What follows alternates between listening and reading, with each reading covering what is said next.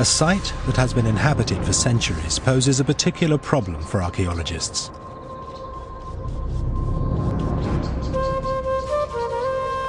Because each generation builds on the remains of its predecessors, forming a sequence of layers. So the deeper you dig, the farther back in time you travel.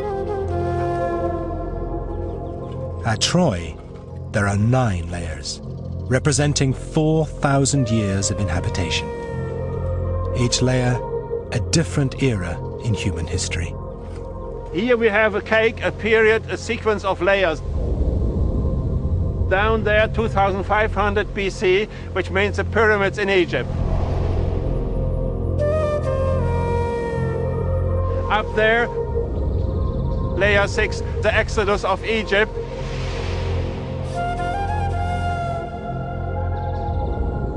The blue sign, the period of Jesus Christ.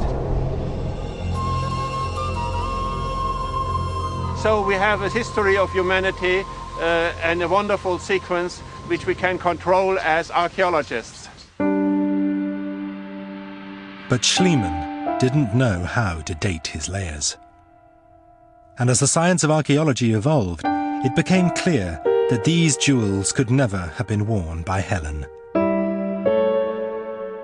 They were more than 1,000 years too old. Schliemann had dug down too deep. The late Bronze Age, the time of the legend, was 4 layers higher up. Now, if there was a Trojan War, we would look to the layer 6, which is the fortification wall, which you can see over there.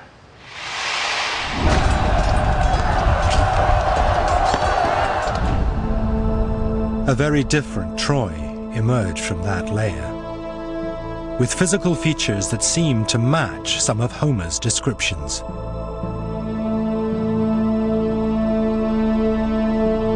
Here seemed to be his fine towers.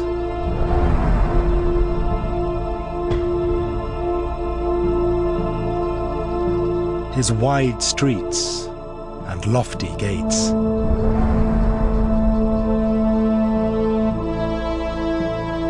The city was indeed well-walled, as the myth described.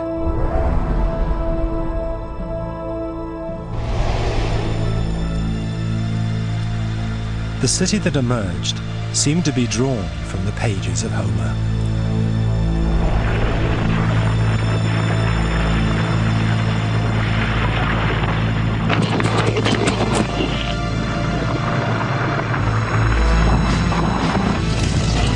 Here was a royal citadel, robustly defended,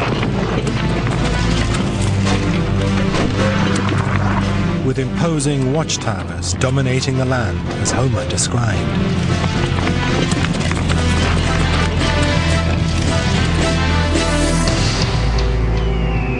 But there was one feature that just didn't fit the myth. The city of legend had been mighty enough to withstand a siege for 10 years. The city is probably too small, that it doesn't fit what Homer describes. Yes, it's wealthy, yes, maybe powerful, maybe some trade, but there aren't enough people there. It's simply too small. Once again, doubters suggested that there might be nothing to the myth at all. That perhaps Homer's Troy never existed.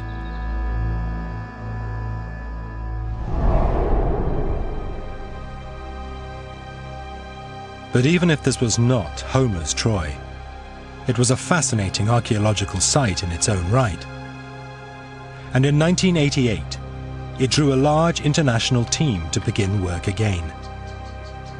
In charge was the leading German archaeologist Manfred Kaufmann. He was interested in science, not the myth. But his work was to lead to extraordinary new insights into the legend. It began when Kaufmann started to re-examine the citadel defenses. We have here a fortification wall, in some places 8 meters high, still standing. Now, the purpose of this tower is actually, I would say, to show power and to make sure that this was a powerful residence. You see the greatness of this tower, you see the powerful thickness of these walls. But then, it appeared to him that whoever had constructed the defences had made an elementary mistake. It seemed there was no way of closing off the gateways. Any invading army could have just walked in. Now, this gate is open and it is inviting everybody to come in. And so we went 100 times through it and thought how this was closed, how this was blocked, how could they defend themselves. Obviously, they did not defend themselves here on the gate. It just didn't make sense to him. No one would have built a city that was not defensible. So he began to wonder. Perhaps these weren't the outside walls. Perhaps there was more to Troy than had so far been uncovered. Outside the city walls, Kaufmann's team began to excavate.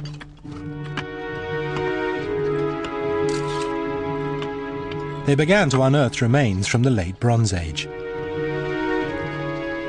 You have pithoi, which means storage jars, quite a number of it. We have found here a hearth in the middle, so it was warm. The back rooms were two-storied, and we found in the corner something which we interpret as a kind of toilet. Kaufmann began to speculate whether this was evidence that the city extended beyond the citadel walls into the fields below. The big question is there a lower city? Now, is this the lower city? From the topographical point of view, this should be the lower city. But the area was too big to excavate with spades. So Kaufmann had to try a different technique, magnetic imaging, to look beneath the surface. What was revealed was a city hidden beneath the fields. A grid of wide streets and long avenues. It was immediately obvious that this belonged to a much later period. Classical Greek and Roman times. We find the Greek and Roman layout of the city with streets, with channels and so on. Wonderful to have such a city plan. But we were looking for the lower city of the Bronze Age and the end of the lower city. At first it seemed there was nothing here from the late Bronze Age. That later buildings had obliterated any remains. But then Kaufmann spotted one feature so faint it could easily have been overlooked. Then we got alerted by a fine line which alerted us. I just draw it here. It goes up and down, it goes inward and outwards, and there was a gate interruption, and it continued like this. So by this we had the idea we should excavate. What is this? The excavation revealed a section of a deep ditch. This magnificent ditch is cut into the rock, and we can follow it up 700 meters just around this hill crop.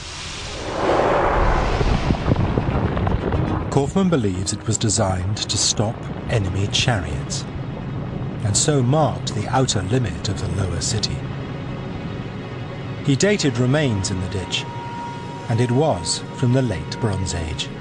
And this means that we have now the southern limit, and we know that this was quite a substantial place here, all over here, and in the back over here.